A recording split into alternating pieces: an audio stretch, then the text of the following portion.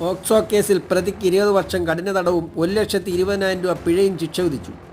പ്രായപൂർത്തിയാകാത്ത പെൺകുട്ടിയെ ലൈംഗികമായി പീഡിപ്പിച്ച ശൂർനാട് തെക്ക് വില്ലയിൽ തൃക്കുന്നപ്പുഴ വടക്ക് നെടിയത്ത് വീട്ടിൽ ആനന്ദൻ മകൻ സത്യൻ 56-നെയാണ് കരുനാഗപ്പള്ളി ഫാസ്റ്റ് ട്രാക്ക് സ്പെഷ്യൽ കോടതി ജഡ്ജി ഓഫ് മിനിമോൾ ഇന്ത്യൻ ശിക്ഷാ നിയമത്തിലെയും പോസ്കോ ആക്ടിലെയും വിവിധ വകുപ്പുകൾ പ്രകാരം 20 വർഷം കഠിന തടവും 1,20,000 രൂപ പിഴയൊടുക്കാനും പിഴ കൊടുക്കാത്ത പക്ഷം 12 മാസം കൂടി അധിക തടവ് അനുവദിക്കണമെന്നും ശിക്ഷിച്ചത്.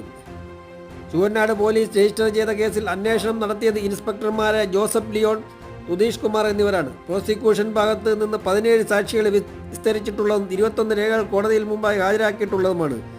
പ്രോസിക്യൂഷന് വേണ്ടി അഡ്വക്കേറ്റ് NC പ്രേമചന്ദ്രൻ ഹാജരാക്കി.